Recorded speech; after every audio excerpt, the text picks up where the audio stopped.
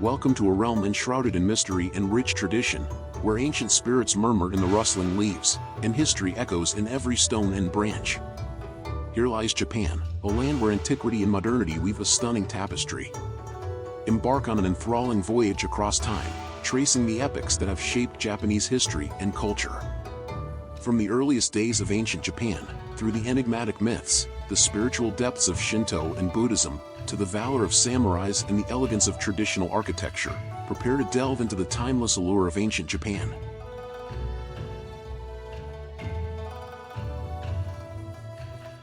Our story begins in the enigmatic Jomon period, stretching from 14,000 BCE to 300 BCE. Here, we encounter a world where pottery is not just functional but a canvas for creativity. The Jomon people, masters of their craft, adorn their earthenware with intricate cord-marked patterns, giving this era its name, which means cord-marked in Japanese. Imagine the hands of ancient artisans, meticulously imprinting cords into clay, creating vessels for cooking, storage, and sacred rituals. But the Jomon era was more than just pottery. It was a time of harmony with nature, where communities thrived as hunter-gatherers, fishing the rich seas, foraging the lush forests, and venerating the natural world through animistic practices, as seen in their enigmatic clay figurines and dogu. As we journey forward to the Yayoi period, around 300 BCE to 300 CE, witness a seismic shift in Japanese society. The dawn of wet rice cultivation marked a turning point, nurturing more permanent settlements and sparking a surge in population growth. The Yayoi era was not just an agricultural revolution. It was a period of metallurgical advancement, with bronze and iron reshaping the society. Intricate bronze mirrors, formidable weapons, and durable tools emerged, setting the stage for a new socio-economic landscape. With these innovations, Japanese society blossomed into a more complex hierarchy. Small chieftaincies dotted the landscape, gradually expanding their influence and laying the groundwork for Japan's political tapestry. But the story of Yayoi Japan isn't just a tale of internal development.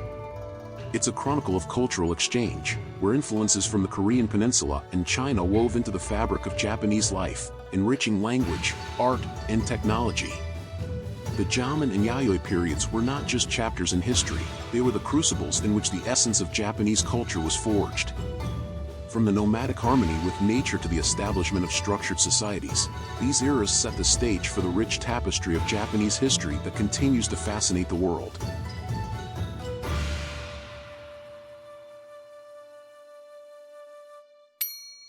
Why did the Yayoi period people love using bronze mirrors? Because they wanted to reflect on their society's shiny advancements.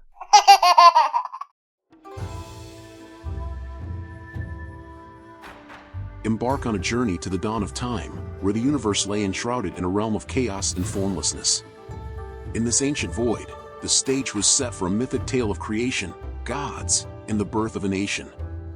This is the story of Izanagi and Izanami, deities entwined in the destiny of Japan.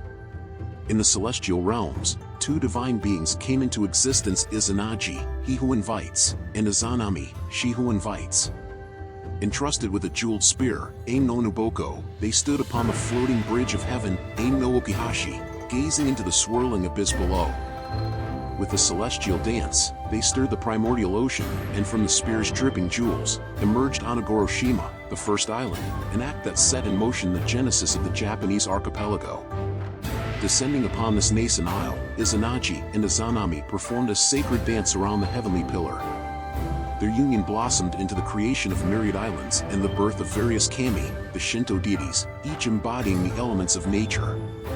Yet, in creation, there lay tragedy. The birth of Kagutsuchi, the fiery deity, brought forth calamity. Izanami, scorched and anguished, succumbed to her wounds, a turn of fate that plunged Izanagi into despair. A tale of love and despair, Izanagi ventured into Yomi no Kuni, the shadowy underworld, to reunite with his beloved. But what awaited him was a sight of horror: Izanami, no longer the goddess he knew, but a being consumed by death. Fleeing the clutches of death and pursued by wrathful spirits, Izanagi emerged back into the world of the living.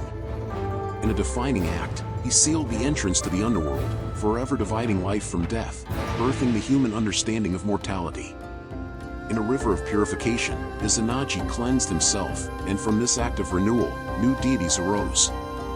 Amaterasu, the radiant sun goddess, Tsukuyomi, the enigmatic moon god, and Susanoo, the tempestuous storm god, each deity destined to shape the very fabric of Japanese mythology. Amaterasu, in her resplendent glory, shines as a beacon in the Shinto pantheon, revered as the progenitor of the Japanese imperial family, binding the mythic to the mortal realm. This myth, steeped in symbolism and rich in cultural significance, is not just the creation story but the heartbeat of Japan's cultural and religious identity. It influences everything from the imperial lineage to the myriad festivals and rituals that color the Japanese way of life. Why did Izanagi and Izanami become weather forecasters after their creation story? Because they had experience creating everything from islands to storms, so predicting the weather was a natural career choice for them.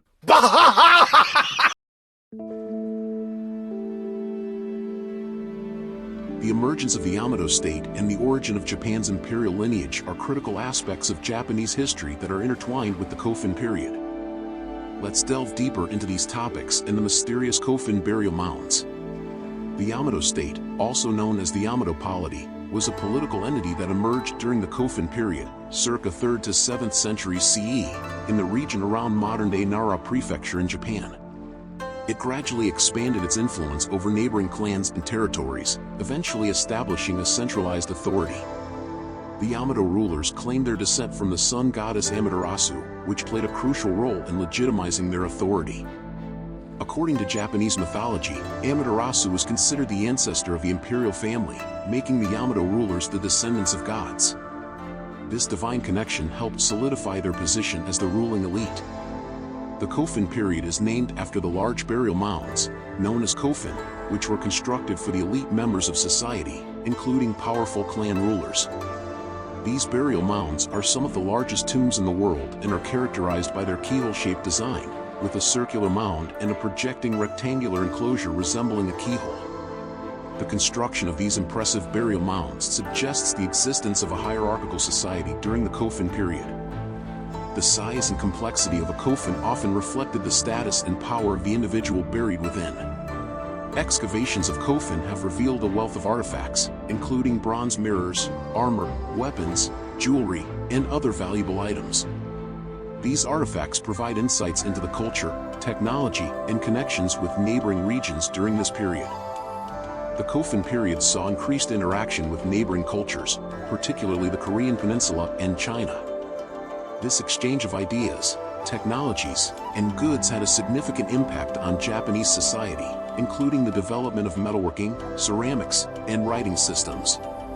The Kofun period eventually transitioned into the Asuka period, marked by further centralization of political power, the introduction of Buddhism, and the establishment of the first official Japanese capital in Asuka, near Nara. In summary, the emergence of the Yamato state during the Kofun period, along with the construction of monumental burial mounds, played a pivotal role in shaping Japan's early history. The belief in divine ancestry and the connection to Amaterasu served as a source of legitimacy for the imperial lineage, which continues to this day. The Kofun burial mounds, with their mysteries and rich archaeological discoveries, provide valuable insights into the culture, society, and technological advancements of ancient Japan during this significant period of its history. Why did the Yamato rulers always carry a key to their Kofun burial mounds?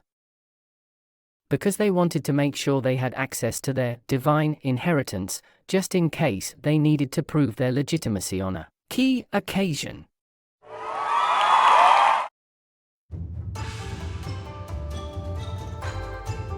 The spiritual landscape of Japan is a rich tapestry woven from the vibrant threads of Shinto and Buddhism, two faiths that have coexisted and intertwined for centuries, creating a uniquely harmonious blend. Shinto, Japan's indigenous spirituality, celebrates the divine in the natural world, venerating a myriad of kami present in all aspects of life and nature. It's a path marked by rituals that honor the earth's rhythm and the ancestral spirits that guide from the beyond. In contrast, Buddhism, with its roots in the ancient teachings of the Buddha, offers a contemplative journey towards enlightenment, emphasizing the impermanence of life and the importance of compassion and mindfulness. This spiritual confluence has given birth to a seamless blend where kami and Buddhas coalesce, exemplified in the shared spaces of shrines and temples. Here, the Torii Gate might welcome one into a realm where Buddhist chants and Shinto offerings converge, illustrating the fluidity with which these practices coexist. Japanese cultural festivities, such as the New Year's celebrations, are vivid displays of this syncretism, merging Shinto's life-affirming rituals with Buddhist contemplations on existence. This unique spiritual landscape, where one can engage with the divine in a forest shrine or seek inner peace through Zen meditation, reflects the inclusive nature of Japanese spirituality, inviting all to find solace and meaning within its embrace. With the introduction of Buddhism, Japan was set on a path of spiritual and cultural renaissance. Why did the Shinto and Buddhist scriptures team up to write a book? Because they believed their collaboration would have the perfect balance of wisdom and wonder, making it a bestseller on both the earthly and divine bookshelves.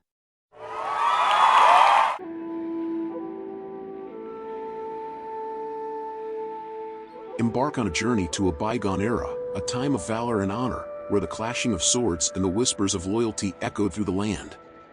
Welcome to the era of the samurai, a period that shaped the very soul of Japan, from the late Heian period to the transformative Meiji Restoration. In the mist-shrouded dawn of the Heian period, the term samurai emerged, initially signifying government officials and guards. Yet, as the wheel of time turned, it came to define a revered warrior class, masters of martial arts and upholders of the Bushido code, the way of the warrior. Envision a samurai, donning armor, bow in hand, katana at the hip, embodying Bushido's core virtues: loyalty, honor, courage, and discipline. These warriors weren't just fighters, they were the living embodiments of a philosophy that valued fidelity, self-sacrifice, and indomitable spirit. In feudal Japan's hierarchical society, the samurai stood as the backbone of military might, serving the daimyo for land and protection. Each samurai was not only a skilled combatant in archery and swordsmanship but also a guardian of tradition and etiquette. The katana, more than a weapon, was a symbol of the samurai's soul. Crafted with precision, it was revered, a sacred extension of the warrior's being. The influence of the samurai extended beyond the battlefield. They shaped Japan's cultural landscape, influencing the delicate art of the tea ceremony, the elegance of flower arranging, and the disciplined strokes of calligraphy, all reflecting Bushido's deep-rooted principles. As the turbulent waves of civil wars gave way to the Tokugawa shogunate's stability, the samurai evolved from warriors to administrators, guiding Japan through a period of peace and order, their legacy etched into every aspect of society. With the advent of the Meiji Restoration, Japan turned a page. The samurai class, once the nation's heart and soul, was dissolved as the country embraced rapid modernization. Yet, the spirit of the samurai lives on, their values of honor and loyalty resonating through time.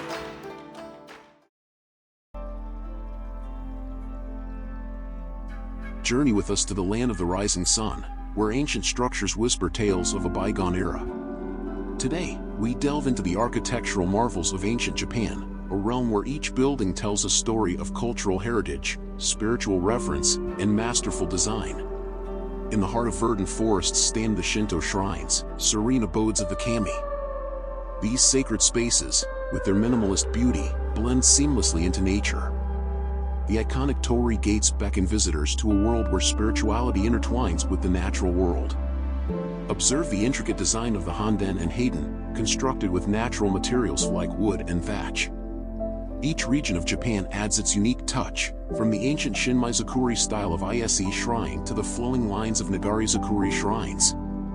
As Buddhism took root in Japan, it brought with it a new architectural language. Temple complexes, with their majestic pagodas, main halls, and ornate gates, showcase the intricate craftsmanship of Japanese woodwork and the curvaceous beauty of their roofs. Witness the serene Kairsensui gardens of Ryoan-ji, where simplicity and meditation merge, and the Zen-inspired elegance of temples like Daidoku-ji, where every line and space is a canvas of contemplation. Now, let us step into the age of samurai and their formidable castles. These structures, like the famed Himeji Castle with its striking white facade, combine military might with architectural grace. Massive stone walls and complex layouts reveal a fusion of Japanese and European castle building techniques. In the tranquil corners of Japan, the traditional tea houses await. These humble structures, born from the philosophy of wabi-sabi, celebrate imperfection and simplicity. Crafted from bamboo, wood, and thatch, they are sanctuaries of peace and harmony. Amidst the changing seasons, the traditional Minka houses stand with their thatched roofs and tatami mat floors. Their design, rooted in practicality and a deep connection to nature, features sliding paper doors and serene inner gardens. Marvel at the genius of Japanese carpentry, a skill that birthed earthquake-resistant structures with interlocking wooden joints. The majestic pagodas, towering with elegance and sacredness, are a testament to this art, holding within them centuries of history and spirituality. Ancient Japanese architecture is not just a showcase of buildings, it's a dance of culture, nature, and artistry. It's where reverence for the environment meets the pursuit of aesthetic harmony, creating spaces that resonate with the soul of Japan. As our journey concludes, reflect on the enduring legacy of ancient Japan.